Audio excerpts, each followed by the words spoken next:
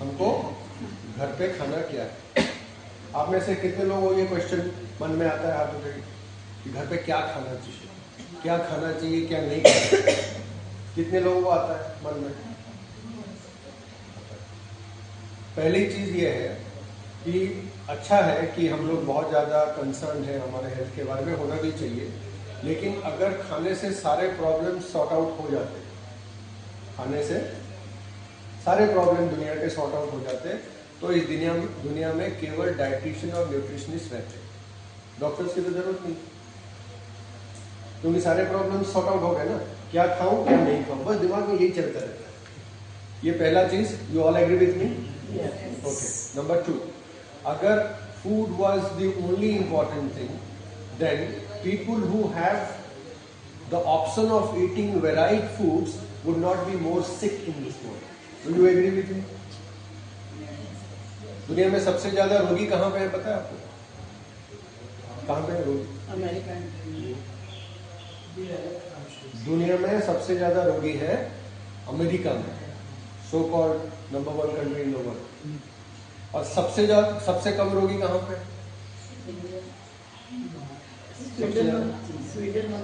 सबसे ज्यादा अगर रोगी आप देखेंगे पर पॉपुलेशन वाइज, तो ये आपको मिलेंगे अफ्रीका के घने जंगलों में।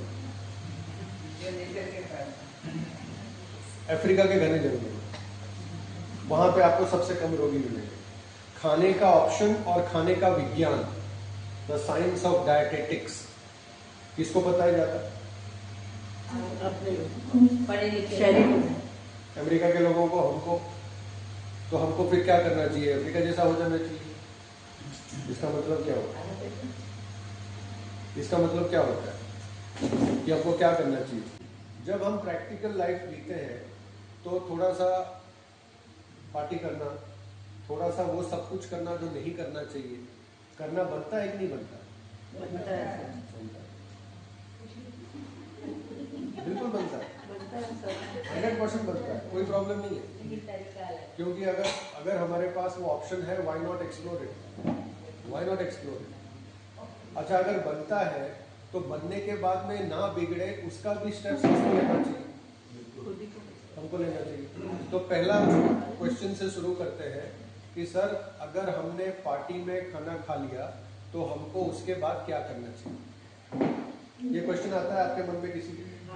कितने लोगों मन में आता है हाथ उठाइए। मैं थोड़ा घुमा देता हूँ क्वेश्चन। दूसरा क्वेश्चन ये है कि अगर पार्टी नहीं हुआ लेकिन हम लोग बाहर जा रहे थे और मैं कितना भी कोशिश करूँ वो साइड में देखने के लिए कि जो फूड स्टॉल है मैं ना देखूं, जैसे हमारे साहब बोल रहे थे कि मैं ना देखूं, लेकिन फिर भी आप देख लें और आपका मन थोड़ा चंचल हो जाए, बैठ जाए आप, है ना? तो फिर आप नेक्स्ट डे क्या करेंगे? तो ध्यान से सुनिए। This is what I do in my life being a doctor. ठीक है? तो there is a rule called 1:3 rule. What is the rule?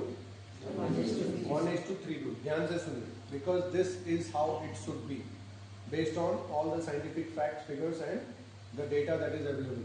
कि एक बार आपने अपनी हदों को पार किया, उसके बाद फिर आपको क्या करना है। ठीक है? तो मान के चलते हैं कि आज डिनर में आपने वो सब कुछ किया जो आपको नहीं करना चाहिए था।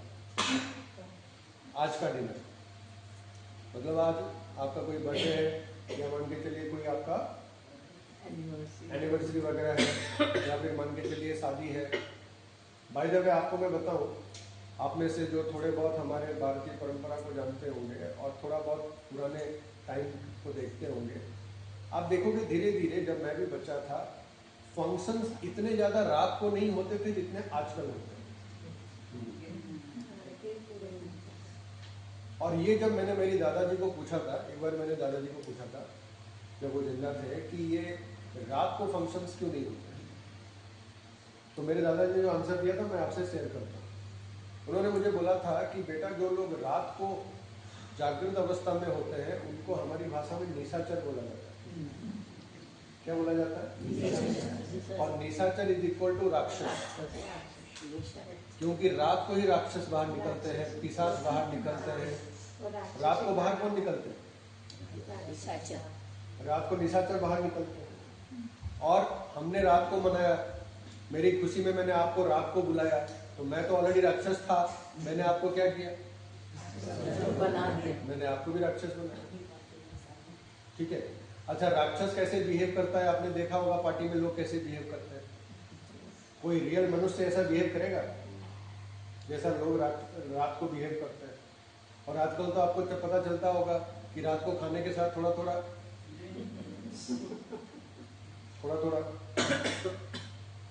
बल्कि जबकि मैं कुछ नहीं लेता तो मेरे दोस्त बोलते हैं कि शायद मैं पुराने जमाने में रहता हूँ।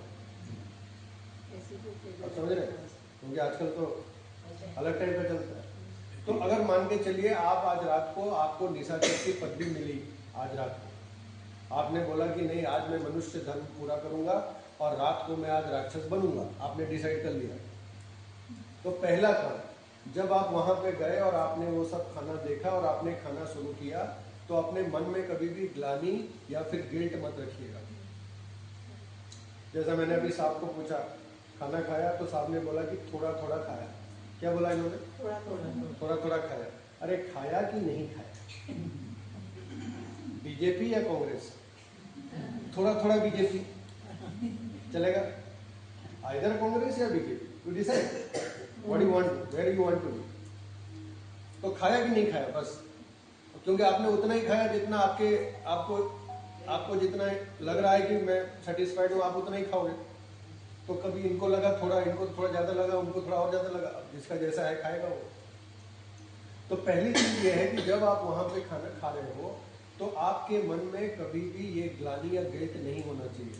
What I have observed in lot of cases when I have gone into these parties is that people are eating the food and they are saying, "Oh shit, oh shit, oh shit." So what is shit? You know what is shit? How many of you know what is shit? Raise your hands. Please raise your hands. How many of you know shit? No shit. How many of you do shit? Everyone. Who does not do shit? Raise the hand. खुश हो रही है बच्चा, खुश हो रहा है। So we all are into that. तो आप मुझे बताइए, जब आप खाना खा रहे हैं, how can you talk that negative words? How can you talk? Can you talk? और आपके मन में आ रहा है मुझे तो ये नहीं खाना चाहिए, मेरे डाइटिशियन ने मुझे मना किया।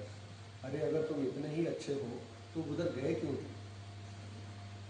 किसने बोला? कोई गला दबा के तो नहीं ले गया था आपको इनविटेशन दिया होगा ना कि साहब मेरा जन्मदिन है, आप आएंगे तो मैं कृतार्थ हूंगा, आपका presence is highly motivating to me, please grace the occasion. ये सब लिखा जाता है ना जब कार्ड आता है, तो you grace the occasion. So when you have graced the occasion, you should have the graciousness of that. You cannot talk negative words. अच्छा, दूसरी बात यह है कि जब आप बार बार, ध्यान से सुनिए इस बात को, वेरी इंपॉर्टेंट, जब आप बार बार ऐसा सिट बोलते हैं और आप खाना खाते हैं और आपके मन में ये सारे भावनाएं चलती हैं, so you create something called a split personality. What you create? Split personality. Split personality मतलब वो व्यक्तित्व होता है जो बोलता कुछ है, करता कुछ है और सोचता कुछ है। और दुनिया में, believe me as a doctor, दुनिया में इतने पागल कभी नहीं थे जितने आज की डेट में। इतने पागल कभी नहीं थे जितने आज की डेट में। और उसका सबसे बड़ा कारण, सबसे बड़ा, ये सब ठीक है, स्ट्रेस वेस फलाना ढिकाना लिंका, ये सब ठीक है, लेकिन the biggest reason for people becoming so called is split personality. आपके साथ हुआ होगा, मेरे बात 50 बार हुआ है कि लोग कुछ गलत कर जाते हैं या कुछ गलत बोल देते हैं और अगर आप उनको पूछो तो बोलते हैं मैं तो मजाक कर रहा था। हुआ है आपके साथ कभी? कितने लोगों के साथ हुआ है हाथ बताइए? वो जानबूझ के कर रहा था, याद रखिएगा, बिल्कुल याद रखिएगा कि जानबूझ के कर रहा था, कोई गलती नहीं कर रहा था, वो सोच रहा था निकल जाएगा, आपने पकड़ लिया तो बोला मैं तो मजाक कर रहा था। समझ? सो एक पर्सन जानबूझ के जो ऐसा करता है, सोचता कुछ है, बोल कुछ और रहा है, so you are creating a split personality. And when you are creating a split personality, you are losing your senses because you are not what you are projecting. Doctor लोगों को आप देखिए, मैं पता नहीं किसको बोल रहा था कि आप अगर कभी किसी डॉक्टर के कॉन्फ्रेंस में चले जाएंगे ना, आप लोग अपना माथा पीट लेंगे डॉक्टर लोगों को देख के, उनकी बातों को सुन के माथा पीट लेंगे आप लोग। और रात को तो जाम से जाम टकराते हैं डॉक्टर लोगों का, आपका दिमाग काम नहीं करेगा कि यही डॉक्टर है। और जैसे ही सुबह होता है डॉक्टर बोलते हैं आपको ये सब नहीं करना चाहिए, फैटी लीवर है, फैटी लीवर है। कैसे होगा ये सब? कि धीरे से अगर कोई पूछता है, आजकल बहुत सारे ज्ञानी टाइप के लोग हो गए, तो बोलते हैं डॉक्टर साहब रोज कितना लेने से सेफ रहता है? मुझसे ही पूछते हैं, क्या पूछते हैं? कितना लेने से सेफ रहता है? अब सोचिए, मैंने अभी बोला कांग्रेस या बीजेपी, कितना लेने से सेफ रहता है, मतलब ये क्वेश्चन कहां से आ गया? मुझसे पूछते हैं कि सर बोले ना सर। कुछ और बुद्धिमान टाइप के लोग हैं, वो बोलते हैं सर सेफ आपने बता दिया, उसके साथ क्या ले ताकि वो भी सेफ रहे। ऐसा मेरे साथ होता है, ये सब मेरे साथ होता है, इसलिए मैं आपको ये शेयर कर रहा हूँ। मुझे कोई पढ़ के आने की या कोई बताने की जरूरत नहीं है। ज्ञान व्यान तो सब आजकल लिखा हुआ है, आप देख लीजिए आपके यूट्यूब पे और वो पे। तो पहली चीज ये है कि जब आप जाओ वहां पे खाने के लिए, never ever blame yourself. Go there and enjoy the food. Enjoy the food. Don't start thinking कि what will happen, what will not happen. मेरा शुगर बढ़ जाएगा, मेरा कोलेस्ट्रॉल बढ़ जाएगा, मेरा वजन बढ़ जाएगा। अरे ये सब जाने से पहले सोचना चाहिए था। अब जब आ गए हैं मैदान में तो मजा कीजिए, धूम धड़ाका कीजिए, जो कर सकते हैं कीजिए। ठीक है? क्लियर? ये हो गया आपका स्टेप नंबर 1। अब ये रात की बात खत्म हुई, घर आ गए आप। अब हमारा कार्यक्रम शुरू होता है नेक्स्ट डे से कि उसको कंपेंसेट कैसे करें। तो मैंने एक रूल बताया 1:3। तो मान के चलिए आपने डिनर में ये खाया, तो नेक्स्ट डे जो होगा you will skip your breakfast. ठीक है? मैं आपको आज एक तरीका भी बता दूंगा जो लोगों को डायबिटीज को रिवर्स करना है। डायबिटीज को क्या करना है? रिवर्स करना है। मैं आपको बहुत इजी तरीका बता दूंगा। I guarantee you that you will be out of diabetes if you can do this 2-3 things whatever I tell you by the time you finish. तो आप सेकेंड डे क्या करोगे? आपके ब्रेकफास्ट को स्किप करोगे। तो फिर बोलोगे साहब मैं क्या खाऊं? बहुत बुद्धिमान लोग मुझे पूछते हैं, जब मैं बोल रहा हूँ कि स्किप करोगे तो क्या खाओगे? मैं स्किप करूंगा, लेकिन खाऊं क्या? तो सबसे इंपॉर्टेंट चीज है कि आप जब स्किप करते हो तो एक ही चीज है और वो है पानी। तो आपको गरम गरम पानी पीना है। गरम इसलिए बोल रहा हूं क्योंकि वो थोड़ा क्लींजिंग अच्छा करता है। कुछ बुद्धिमान लोग होते हैं, उनको खाली पानी अच्छा नहीं लगता है। ऐसे भी लोग मैंने बहुत देखे हैं जो खाली पानी पी नहीं पाते। तो उसमें थोड़ा आपको क्या करना है, थोड़ा सा नींबू निचोड़ देना है। कुछ लोग हैं जो नींबू पानी भी नहीं पी पाते, बुद्धिमान कैटेगरी 3rd पे। तो इनको थोड़ा क्या करना है कि इनमें काली मरी समझते हैं, काली मिर्च थोड़ा सा हल्का सा डाल देना है।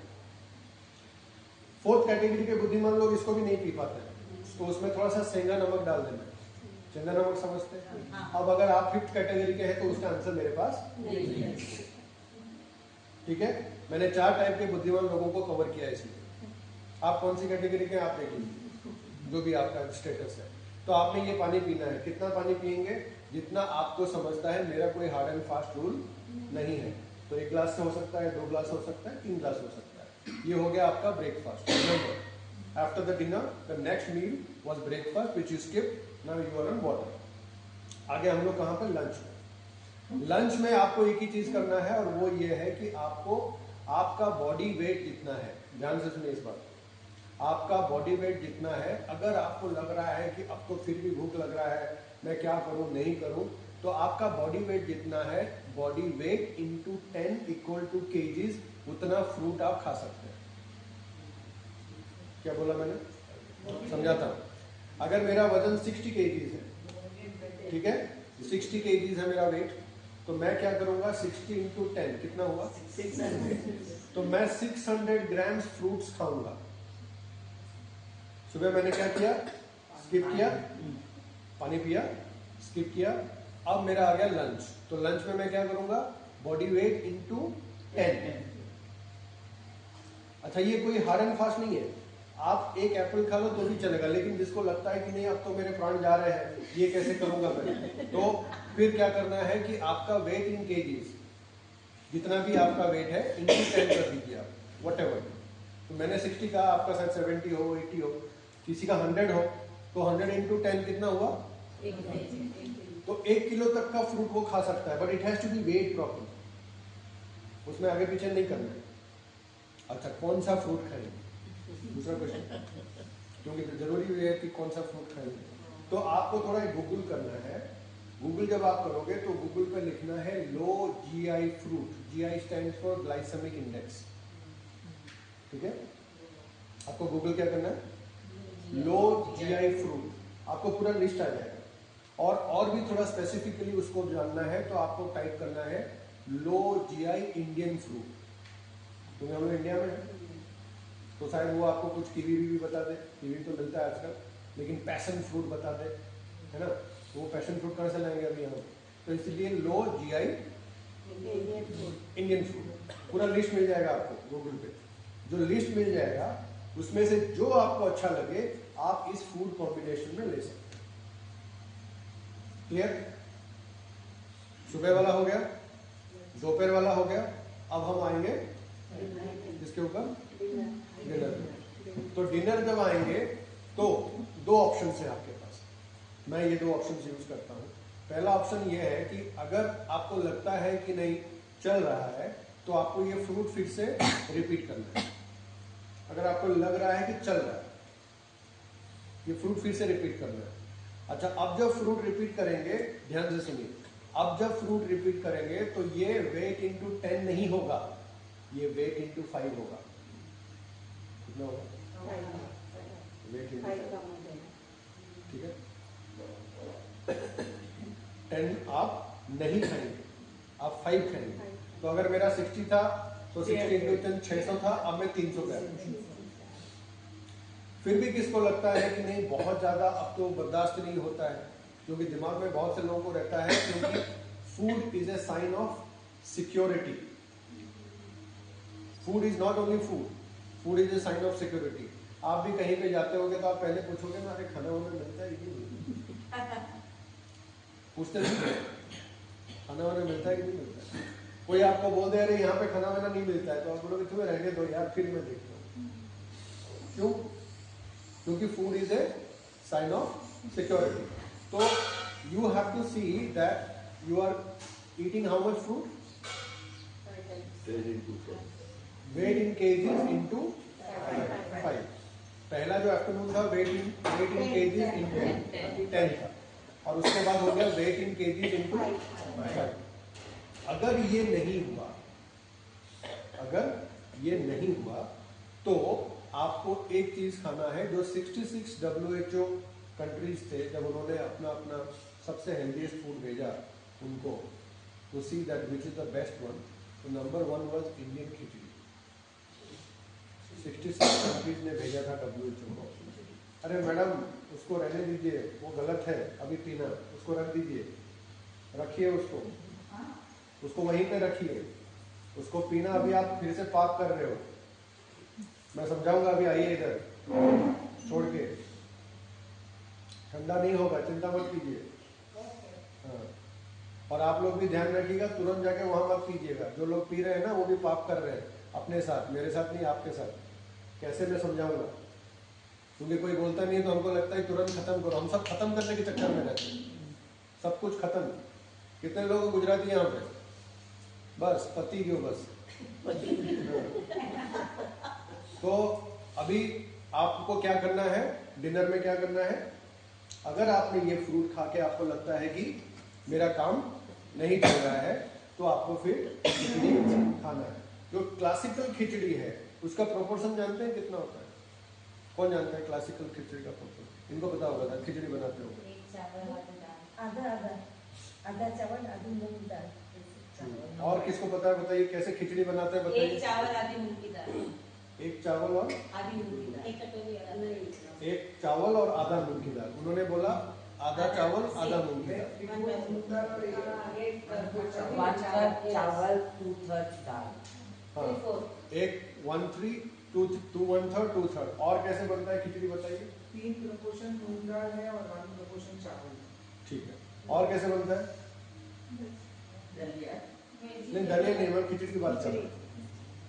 तो हमेशा एक चीज याद रखिएगा, ये जो रूल है, ये रूल जो मैंने बोला 1:2, इसमें बहुत सारी चीजें आ जाएंगी। तो इसमें यही रूल है कि 1 should be rice and 3 should be dal. Remember this. अगर आपको खिचड़ी बनाना है तो खिचड़ी इस टाइप की बनेगी, और अगर आप और किसी तरीके से बना रहे हो तो वो खिचड़ी नहीं है, वो खिचड़ी का भाई खिचड़ा है। ठीक है, बात समझ रहे, समझ गए खिचड़ी कैसे बनना है। अब खिचड़ी बनाने के बाद एक दूसरी चीज जो बहुत इंपॉर्टेंट है, and this is what it makes very specifically advantage for this type of food. हम लोग आयुर्वेद में भी खिचड़ी देते हैं।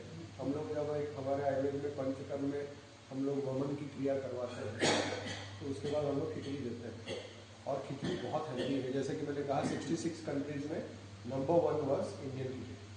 तो खिचड़ी खाने का जो सही तरीका है, खिचड़ी बन गई, ऐसे बन गई जैसे अभी बनी, और इसके बाद आपको इसमें घी डालना है। अगर आपने खिचड़ी में घी नहीं डाला है तो भी आप खिचड़ी के पॉजिटिव पॉइंट्स से अपने आप को अलग कर रहे हैं। पॉइंट नंबर 2 कि खिचड़ी में घी डालना है। अब पॉइंट नंबर 3, आप मार्क करेंगे कि जैसे ही आप खिचड़ी में घी डालते हैं तो क्या थोड़ा ऐसा मिक्स किया और खा ले, ज्यादा करके बच्चे ऐसे खा लेते हैं। बट एक चीज याद रखिएगा, as per Ayurveda and as per the right way of eating khichdi is that कि आप उसमें घी डालिए, और घी डालने के बाद तब तक मिक्स कीजिए जब तक कि वो एक सेमी लिक्विड फॉर्म में ना आए। कलर चेंज हो जाता है। आपको उसको मिक्स करते रहना है। तो जब आप मिक्स कर लोगे तो इसका मतलब ये है जो घी के जो ड्रॉपलेट्स हैं वो हर पार्टिकल जो है उसके अंदर चला जाएगा, वो उसको ऊर्जा दे देगा। और एक चीज याद रखिएगा, कौन डॉक्टर आपको क्या उद्देश्य से क्या भाषण देते हैं, यूट्यूब क्या बोलता है, but remember one thing for once and for all, I have all the scientific facts and figures. दुनिया में घी एक सर्वोत्तम खाद्य है जिसको आपको खाना चाहिए, याद रखिए।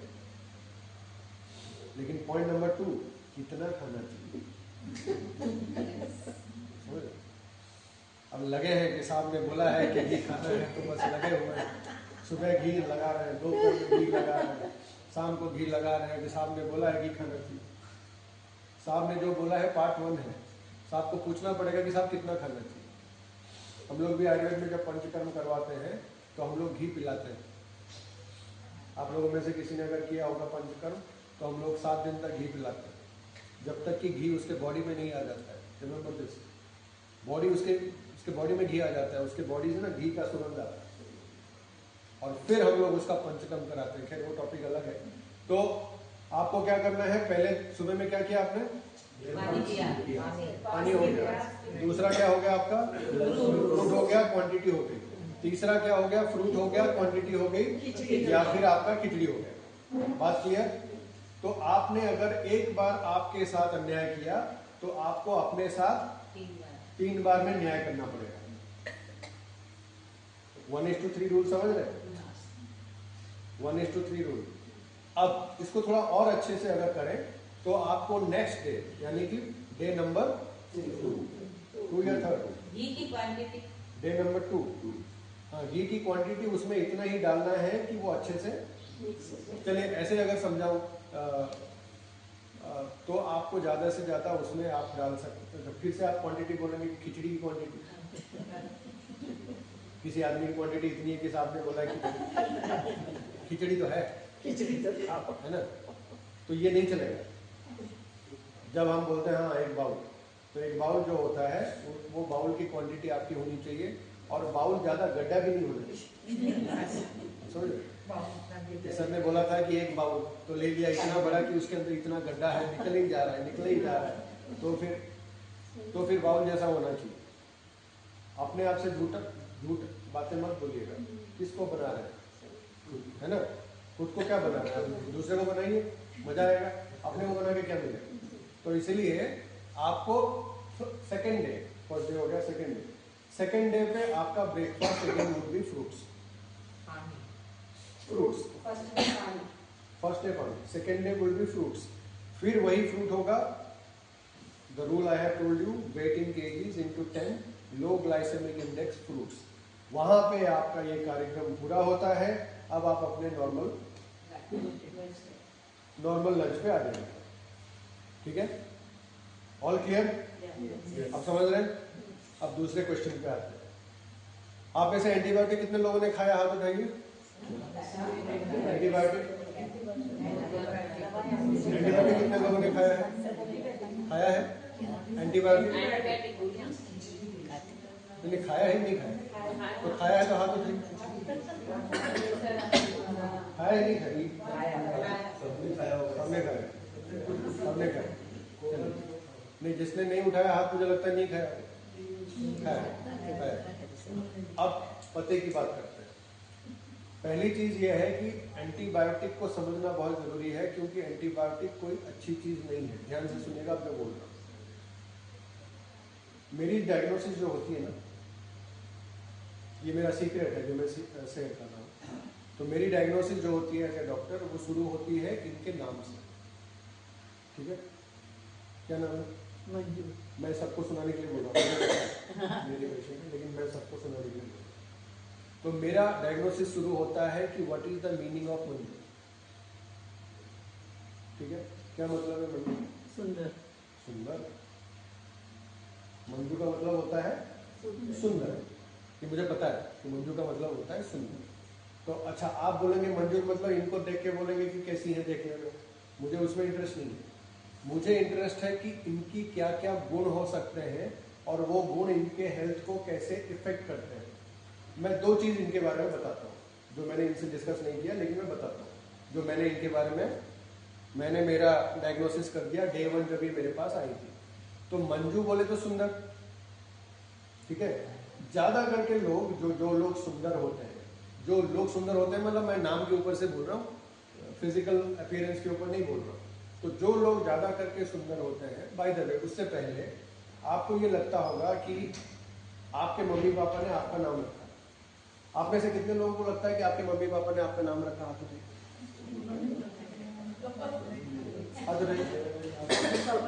आपके मम्मी पापा, आपको नहीं लगता आपके मम्मी पापा ने रखा? मेरा नाम मेरी आंटी ने रखा।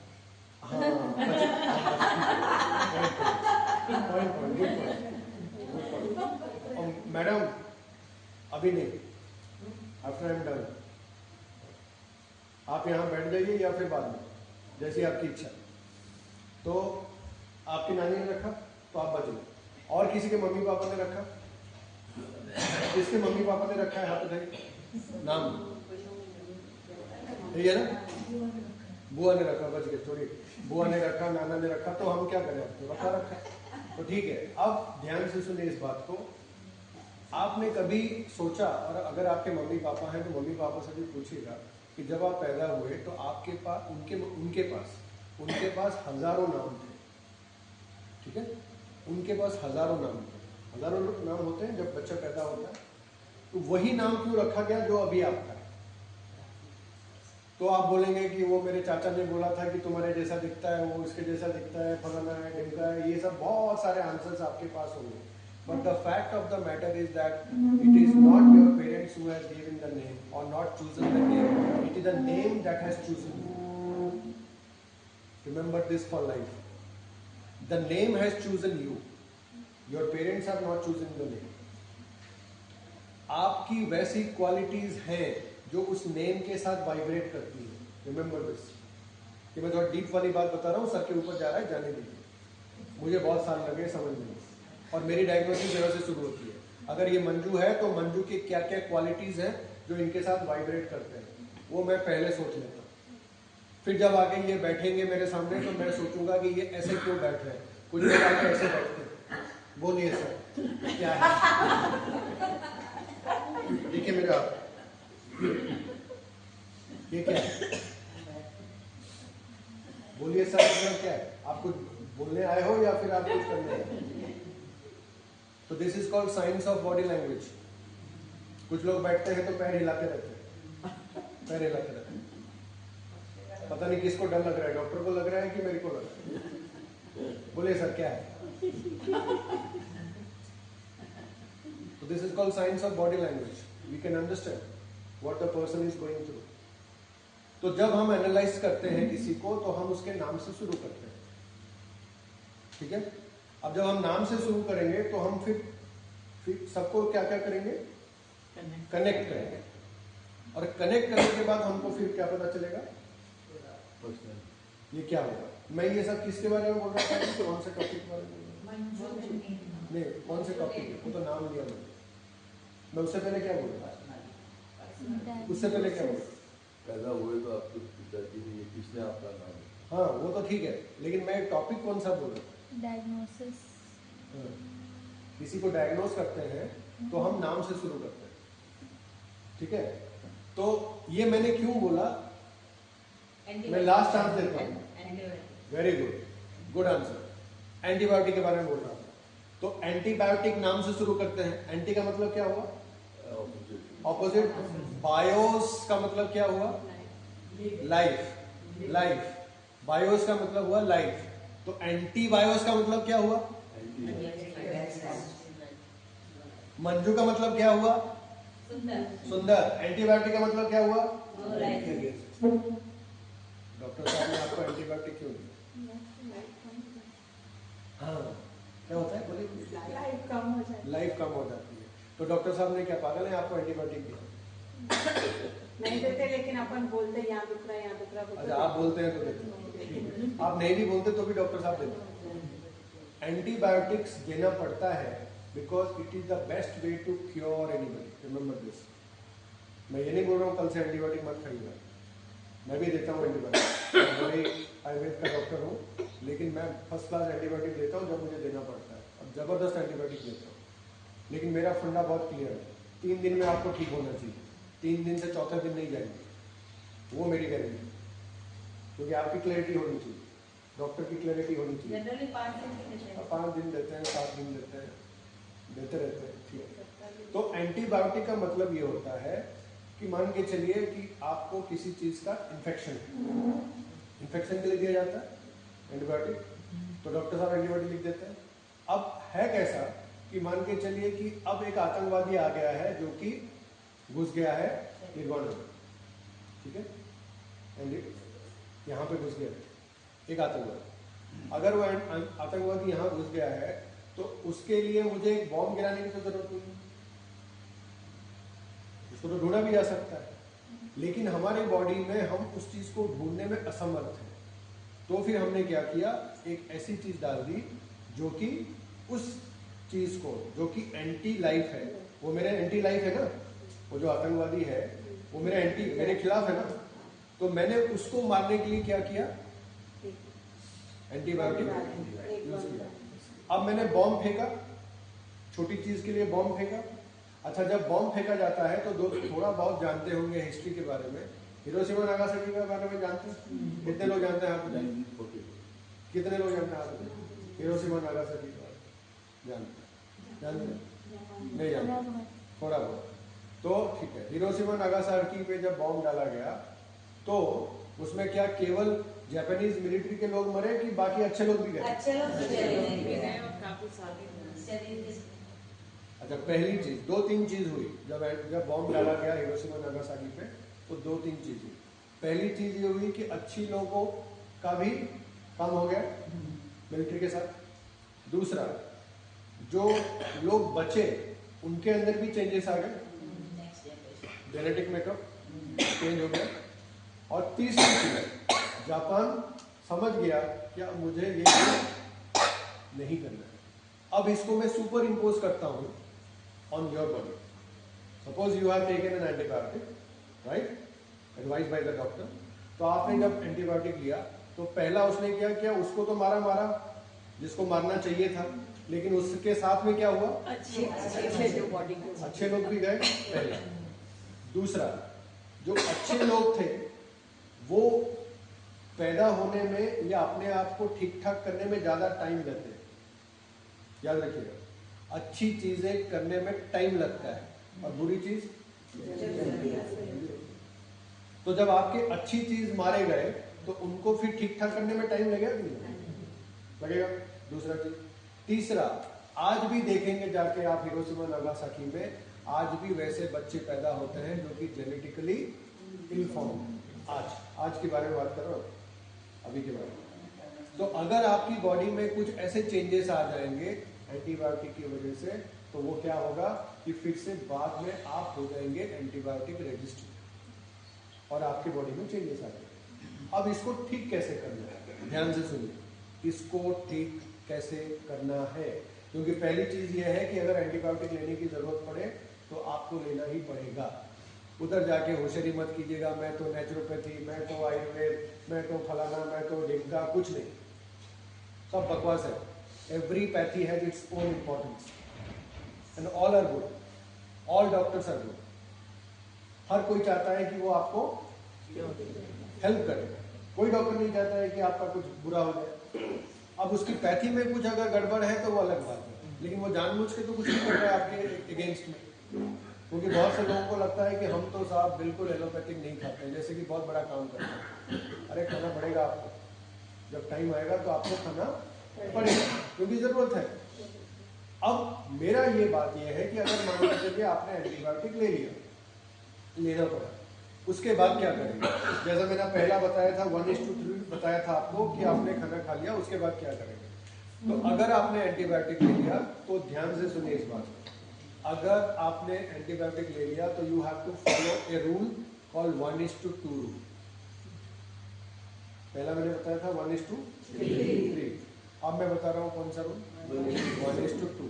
तो 1:2 का मतलब यह है कि जितने दिन आपने एंटीबायोटिक खाया, जितने दिन आपने एंटीबायोटिक खाया, उसके डबल टाइम आप प्रोबायोटिक खाओ।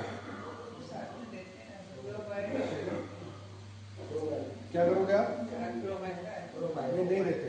95% डॉक्टर्स लोग 95% में भी गिवे। आप में से कितने लोगों को एंटीबायोटिक के साथ प्रोबायोटिक दिया, हाथ उठाइए। कोई डॉक्टर दिया आपको, उनको दिया, आप अकेले हो, क्योंकि 95% डॉक्टर्स नहीं देते। 95% डॉक्टर्स 5% देते हैं। तो अब अगर आपने एंटीबायोटिक खा लिया, कितने दिन के लिए खाया, 3 दिन के लिए, तो आपको प्रोबायोटिक कितने दिन खाना पड़ेगा, 6 दिन। एंटीबायोटिक खाया आपने 5 दिन के लिए, प्रोबायोटिक कितने दिन खाना पड़ेगा, क्लियर। क्योंकि अच्छाई को फिर से लाने में ज्यादा टाइम लगता है ना।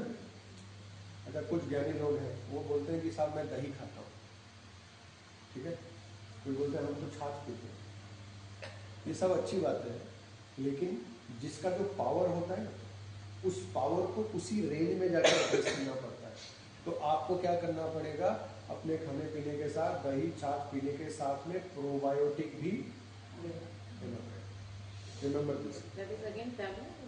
Oh, that can come in form of powder, that can come in form of a small syrup, that can come in form of a pill, that can come in form of a capsule. Nowadays there are a lot of ways in which you get probiotic. कोई भी antibiotic. और मेरा सबसे favourite है, जो सबसे सस्ता है प्रोबायोटिक है इंडिया में, वो है स्पोरलैक। सबसे सस्ता स्पोरलैक। For any antibiotic? any antibiotic that you take, आप जितने दिन एंटीबायोटिक लेते हो, उनको बोले मोबाइल फोन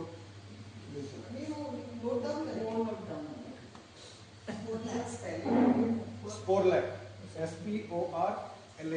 याकुल्ट का जो probiotic More like that comes in sachets. अच्छा, अभी एक काम करेंगे, मैंने 10 मिनट किया है, ये थोड़ा सा होल्ड करके रखिए, it's a very good question, तो मैं इसका आंसर दूंगा। क्वेश्चंस रखिए अपने पास, 10 मिनट हमारे पास है, लास्ट को बात करेंगे। तो स्पोरलैक जो है ये आपको लेना है सबसे सस्ता, सबसे मतलब सबसे सस्ता और सबसे बढ़िया। सबसे बढ़िया इसलिए क्योंकि मैं जब बच्चा था तब से शायद मैं देख रहा चल रहा है, और लेकिन हुआ ये कि मार्केटिंग नहीं किया तो हमको नहीं पता चलता है। जो लोग मार्केटिंग करते हैं हमको पता चलता है यही सब कुछ ठीक ठाक है, जो लोग चुपचाप अपना काम कर रहे हैं पता नहीं चलता है। So the rule is 1:2। अब तीसरी चीज पे आते हैं, आप में से वेट लॉस कितने लोग करना चाहते हैं? आप नहीं करना चाहते? आप लोग कितने लोग वेट लॉस करना चाहते हैं? हाथ उठाइए। आप नहीं करना चाहते? बहुत बढ़िया। मैं वही देखना चाहता था कौन नहीं करना चाहता है, क्योंकि जो नहीं करना चाहता है उसका ज्यादा हो जाता है। ये मैंने मार्क किया। बिन मांगे मांगे मिले ना। मैं थोड़ा ना कहा, तो पहले से कह रहे। तो जो लोग नहीं करना चाहते हैं उनको बहुत कुछ मिल जाता है, और जो लगे हुए एकदम हाथ एकदम पकड़ के तो फिर वो परेशान होता है।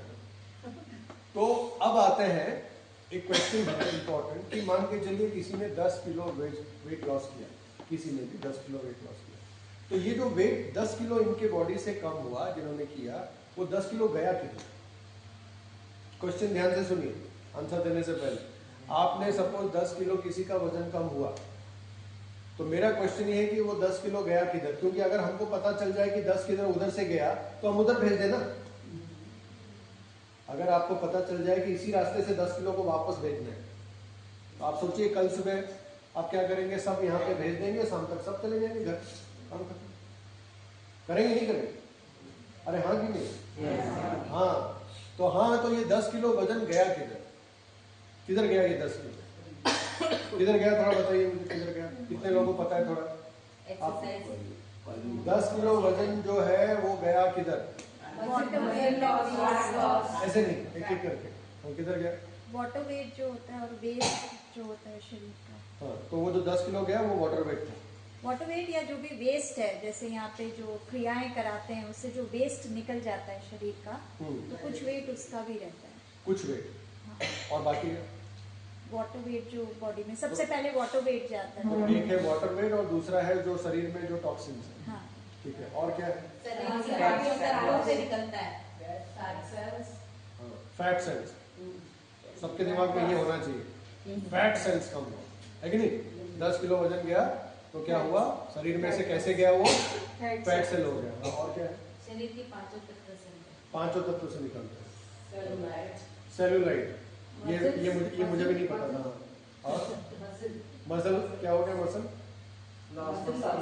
मसल लॉस हुआ नहीं? हाँ, और क्या हुआ? क्योंकि आज के बाद में आपकी क्लैरिटी होनी चाहिए। हमको पता ही नहीं 10 किलो किधर गया, और हमारे मन में भी कभी क्वेश्चन नहीं आता है गया किधर 10 किलो। 10 किलो मतलब 1 किलो भी हो सकता है आपका, गया किधर? और सबसे ज्यादा अच्छा तरीका क्या है उस 10 किलो को बाहर फेंकने का? As per research, as per scientific research, मेरे हिसाब से नहीं, मैं तो केवल आपको बोल रहा हूं। और क्या है? आंसर बताइए। हो गया, उनका हो गया, उनका हो गया, उनका हो गया। और किधर है? किधर गया 10 किलो? बहुत सिंपल है ना कि अगर 10 किलो जैसे जा रहा है, अगर मुझे पता चल जाए तो मैं फिर वहीं फेंक दूं ना। फिर सिंपल है ना, मुझे अगर पता चल जाए कि ऐसे जा रहा है, अरे पैसा कहाँ लगाना है अगर मुझे पता है तो मैं लगा दूं ना फिर। आप समझ में आ रहा? ये बढ़िया से। तो कैसे क्या करेंगे? किधर जाए? तो ध्यान से सुनिए अभी। एज पर रिसर्च, अगर एक आदमी 10 किलो वजन लॉस करता है तो 8.4 kgs goes out of the body in form of carbon dioxide. ठीक है, इन form of carbon dioxide. Carbon dioxide क्या होता है? कितने लोगों को पता है? कितने लोगों को नहीं पता है कार्बन डाइऑक्साइड क्या होता है? हाथ उठाइए। ठीक है, कोई बात नहीं है, नहीं पता है, नहीं पता है। दुनिया में बहुत सारी चीजें हमको नहीं पता है, कोई पाप नहीं किया, नहीं पता है। तो कार्बन डाइऑक्साइड का मतलब होता है जो आप एक्सेल करते हैं, आप एक्सेल करते हैं। एक होता है श्वास और एक होता है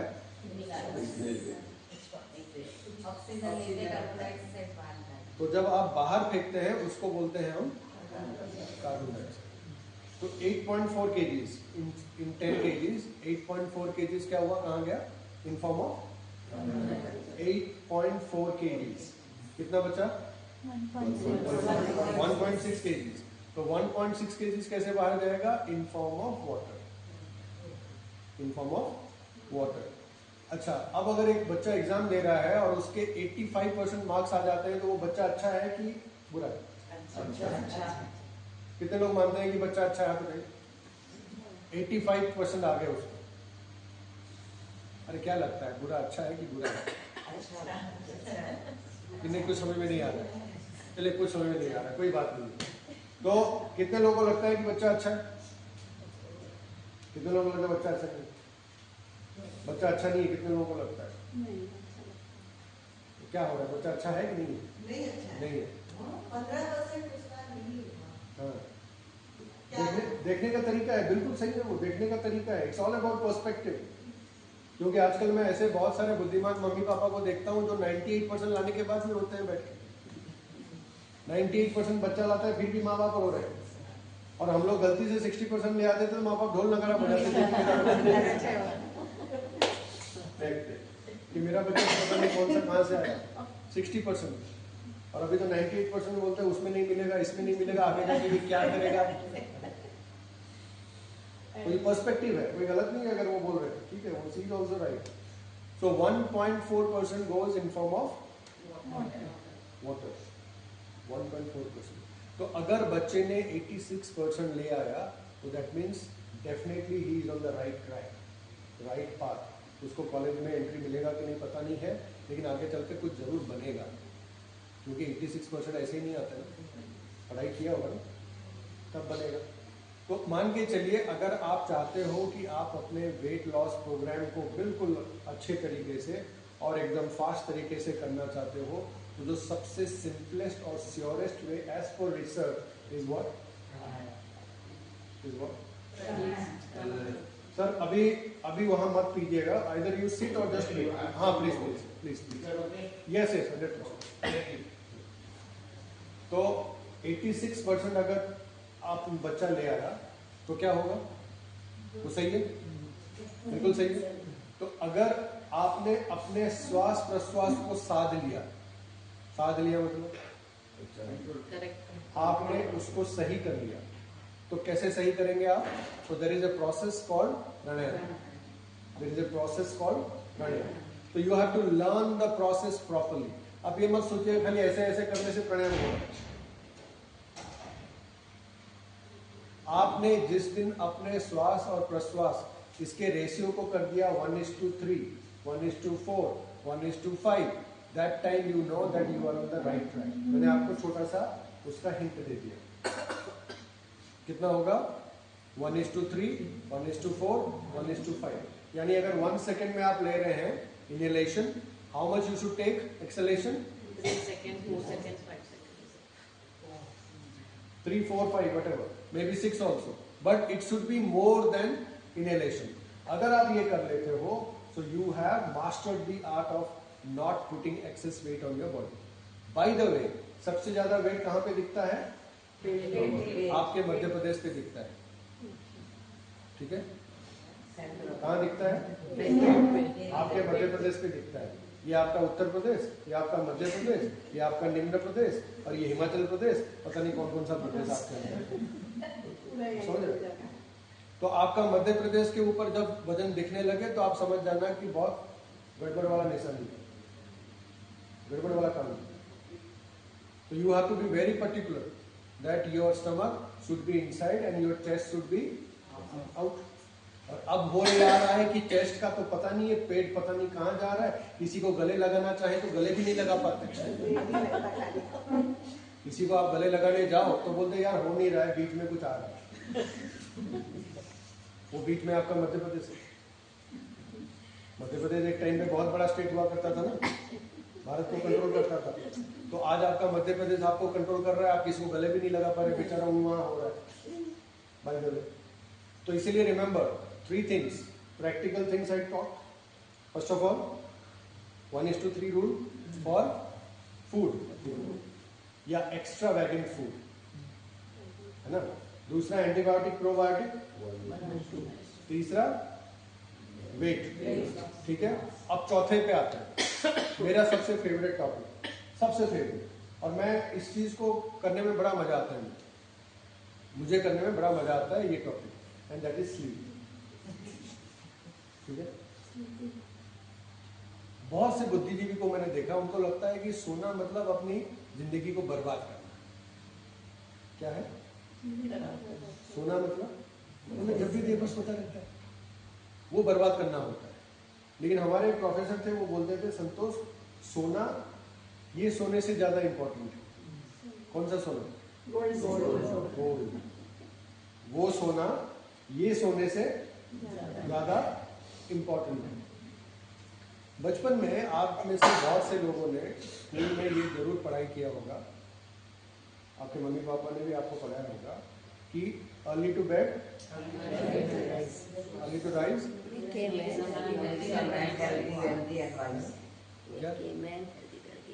हाँ, बहुत बढ़िया, बहुत बढ़िया। अब जो आपने ये बोला ना, इसको आपको करना है, ये जो आपने अभी मुझे बोला, क्योंकि आप में से यही हुआ होगा कि जब टीचर आते होंगे आपको ऐसे खड़ा कर देते होंगे और बा अदब बा मुलाहिजा जोर जोर से बोलते होंगे, now speak, early to rise early to bed makes a man healthy wealthy and wise. बोला ही नहीं बोला? अरे बोला ही नहीं बोला? तो अगर बोला है तो बचपन की बात अभी थोड़ा याद कर ले। तो क्या करना है? Early to bed. ठीक है, अर्ली टू बेड। अब अर्ली टू बेड कितना अर्ली टू बेड? ठीक है, तो बुद्धिजीवी लोग आजकल हो गए तो बोलते सर 12 बजे तक सो जाते हैं। समझ? कब तक सो जाते हैं? जो व्यक्ति 12 बजे तक सोता है उसका 12 बजना तय है। समझ रहे? जो व्यक्ति 12 बजे सोता है उसका 12 बजना तय है, मेरी गारंटी है, मेरी गारंटी है। 12 बजेगा उसका, कोई नहीं बचा सकता। आयुर्वेद में हम लोग बोलते हैं अकाल मृत्यु होगा उसका अगर वो 12 बजे सोता है। तो कितने बजे सोता है? आपका कट ऑफ लाइन है 10। नहीं, मैं थोड़ा आपको ग्रेस दे देता हूँ, 10:30 तक। ठीक है, थोड़ा ग्रेस दे देते हैं, है ना? इतनी जल्दी कैसे सोएंगे? बहुत लोग बोलते हैं सर इतनी जल्दी कैसे सोएंगे? कितना बोला? 10:30। ठीक है, और भी अगर थोड़ा खींच ले तो 11 बजे, और भी थोड़ा आधा घंटा ग्रेस, 11 बजे। 9:30 से लेके 11 बजे तक के बीच में आपको सो जाना चाहिए, सो जाना चाहिए। हाँ,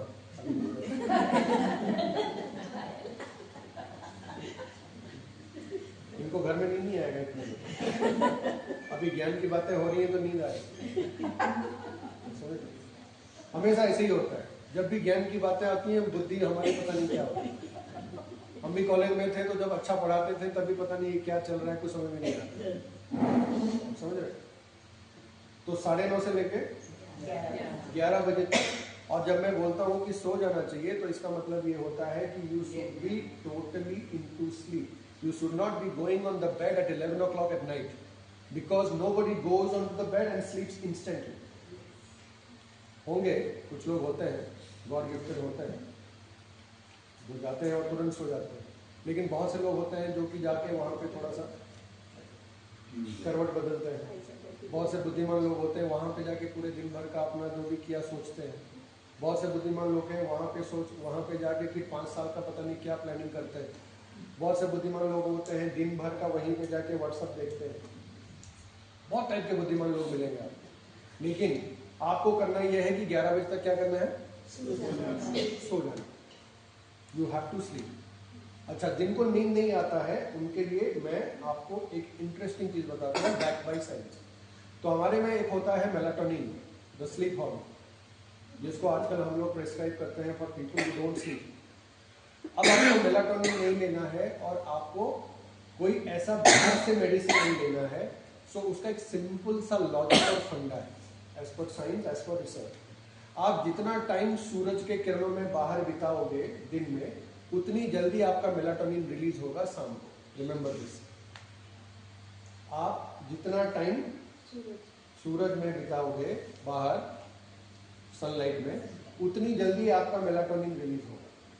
तो इसका मतलब क्या हुआ सूरज लेना। इसका मतलब ये हुआ कि आपको बाहर सन में अपना टाइम बिताना है, आपकी बॉडी पे सन रेज गिरना चाहिए।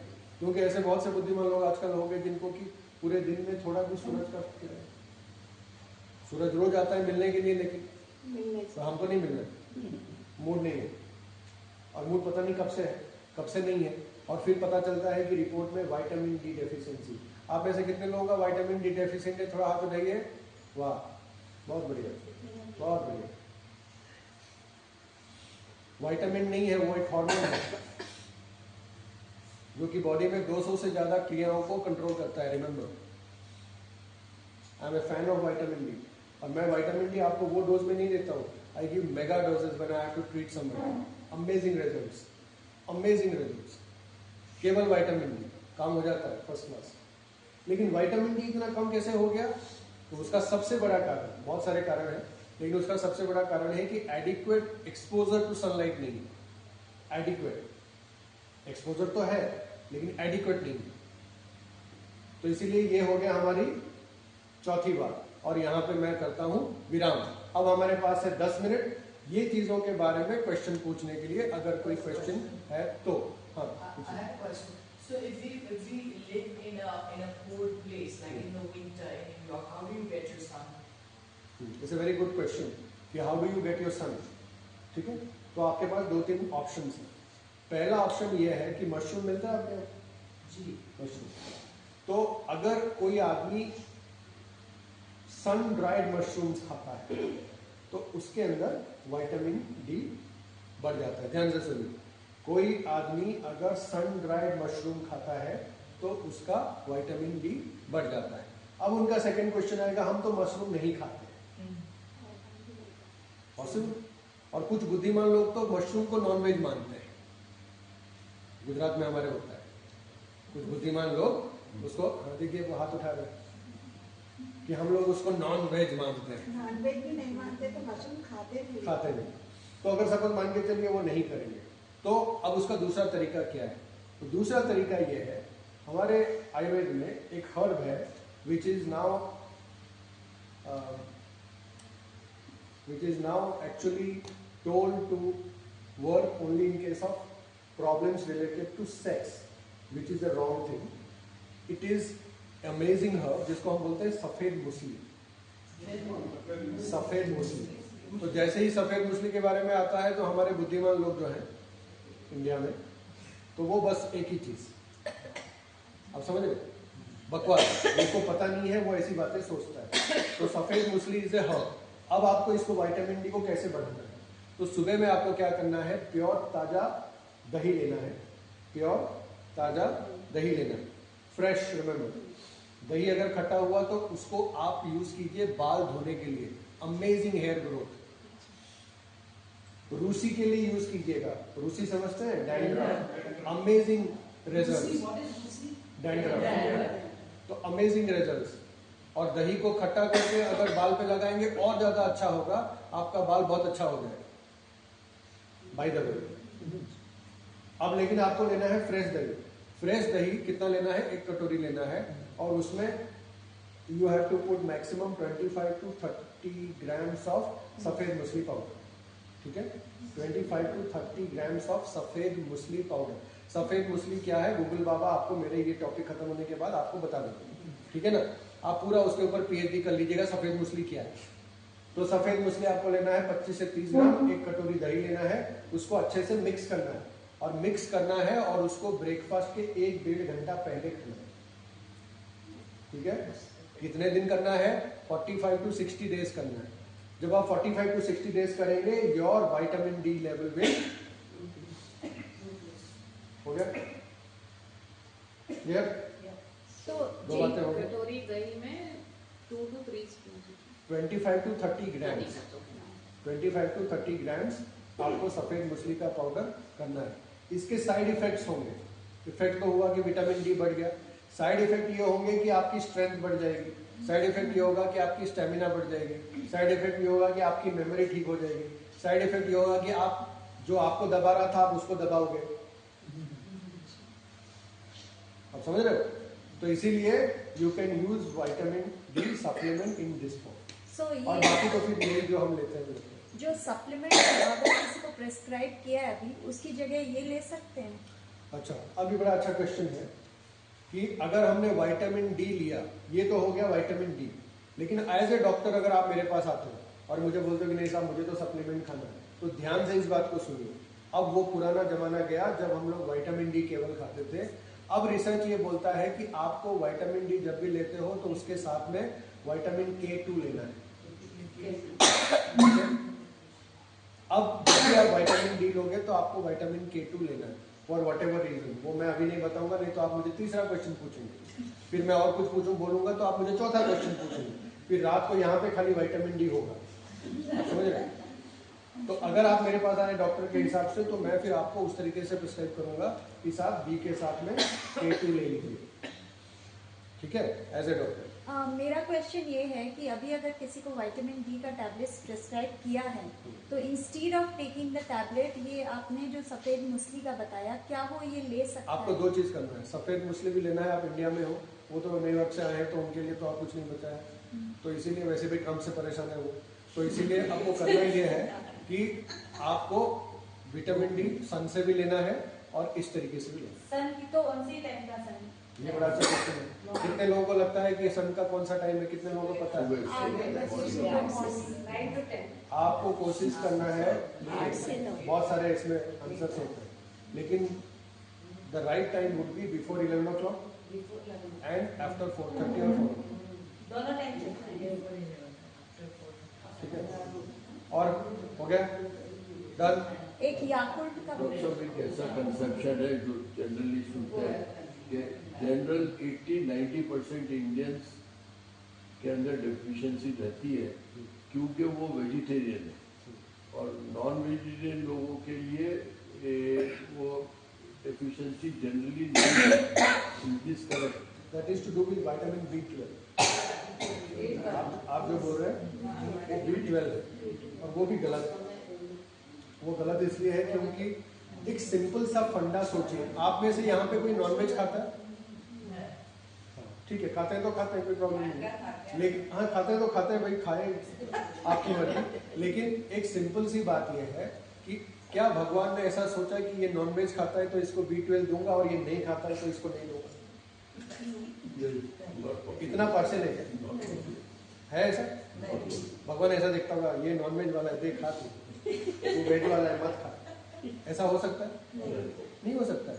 तो अगर ऐसा नहीं हो सकता है तो हमने इसको ऐसा क्यों बोला है, वो हमारा प्रॉब्लम है। मैं उसका आंसर भी अभी नहीं दूंगा, नहीं तो फिर B12 होगा।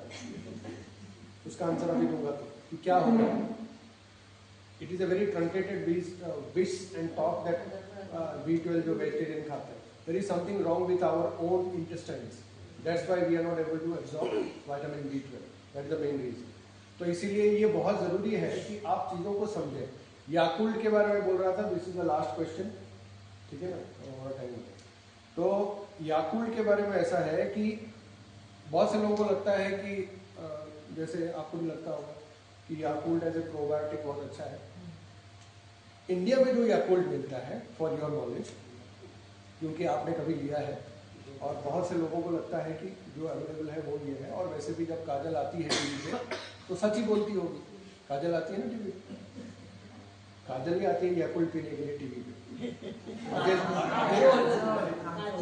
अजय देवगन की वाइफ काजल, वही आती है टीवी पे याकुल्ट पीने के लिए। अब समझ रहे हैं, उसको उतने याकुल्ट पीने के करोड़ों रुपए मिलते हैं, तो वो तो दिन भर बैठ के पिए, कोई प्रॉब्लम नहीं है, मिल रही है। लेकिन हमारे इंडिया में जो याकुल्ट मिलता है, it is of very bad quality, and the worst quality that is there in the foreign country is imported into India for people, for us, क्योंकि हमारे यहाँ पे कोई रूल रेगुलेशन वाला चक्कर नहीं है। हम लोग इजीली कॉम्प्रोमाइज हो जाते हैं और हमारे यहाँ पे सब शांति से चलता है। हम बहुत शांति प्रिय लोग हैं, आप कुछ भी कर लीजिए, हम चला के लेते हैं। तो इसीलिए याकुल्ट जो है on a very quality basis, it is on a very low level, quality basis पे। मुझे तो याकुल्ट का मतलब ही नहीं समझ। वो एक छोटा सा है, आप अभी वो YouTube पे जाके देखना, याकुल्ट काजल आप करोगे तो काजल आएगी, आप देखिए। तो इसीलिए वो एक प्रोबायोटिक है, एक ब्रांड है प्रोबायोटिक। तो इसीलिए स्पोर लैक लेने के लिए बोला, पर कितना क्वांटिटी? हाँ, स्पोर लैक लेने के लिए मैंने बोला, तो स्पोर लैक अगर आप लेते हो तो मैंने बोल दिया कि आपको टाइम कितना है, डबल बोल दिया मैंने, एंटीबायोटिक कितना होगा उसका डबल। तो आपकी क्वांटिटी ये होगी, ध्यान से सुनिए इस बात को, कि अगर आपको 2 प्रिस्क्राइब किया गया था एंटीबायोटिक्स, 2 टैबलेट सपोज प्रिस्क्राइब किए गए, एग्जाम्पल के लिए जैसे एक सिंपल सा है, एक रॉक्सीथ्रोमाइसिन करके आता है जिसको हम लोग अपर रेस्पिरेटरी ट्रैक्ट इन्फेक्शन के लिए देते हैं।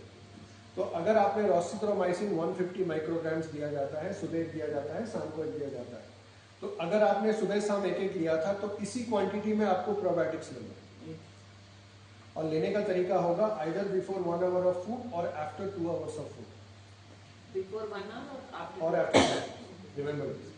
तो इस तरीके से आपको लेना है प्रोबायोटिक्स। दैट इज और अगेन टेकन इन वाटर?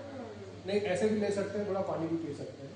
और जब हम बात करते हैं कि नेचुरोपैथी में आप लोग आते हैं तो बार बार ये बात होता है कि डिटॉक्स डिटॉक्स डिटॉक्स। हम लोग किसी को भी पूछे तो पहला चीज आता है कि detox.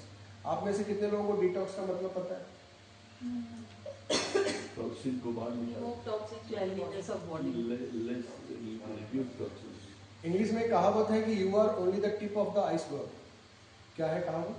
You are only the tip of the iceberg. जो आप दिख रहे हो ना वो केवल 1% हो, जो आप नहीं दिख रहे हो वो 99% हो। और उस 99% को डिटॉक्स करने का जो आयुर्वेद में जो सबसे बढ़िया तरीका है वो है थ्रू शिरोधारा और तक्रधारा। रिमेंबर दिस, सबसे बढ़िया तरीका उस 99% को डिटॉक्स करने का वो है शिरोधारा या तक्रधारा। आपको जान के बड़ा आश्चर्य होगा कि आपके ब्रेन सेल्स जो है, ध्यान से सुनिए, आपके ब्रेन सेल्स जो है ना वो भी टॉक्सिन बनाते हैं। और आपकी ब्रेन के अंदर, आपके ब्रेन के अंदर 1 साल के अंदर करीब 30 पाउंड्स, कितना? 30 पाउंड तक टॉक्सिन जमा हो सकते हैं। ठीक है। और इस टॉक्सिन को ठीक करने का जो 2 तरीके, जो सबसे बेहतरीन तरीके हैं वो है आपका शिरोधारा या तक्रधारा एंड नस्यन। रिमेंबर, शिरोधारा और तक्रधारा या नस्यन, ये 2 तरीके हैं जो आपके उस 99% को इम्पैक्ट करते हैं जो आप दिख नहीं रहे। क्योंकि जो आप नहीं दिख रहे हैं वो आप ज्यादा है, जो आप दिख रहे हैं वो तो केवल शरीर है। तो जब भी आप किसी नेचुरोपैथी सेंटर पे जाते हो या आप सोचते हो डिटॉक्स करने का, only work, don't work only on your body, work on something which is not visible. So what is not visible has to be addressed by these 2 things. Remember this.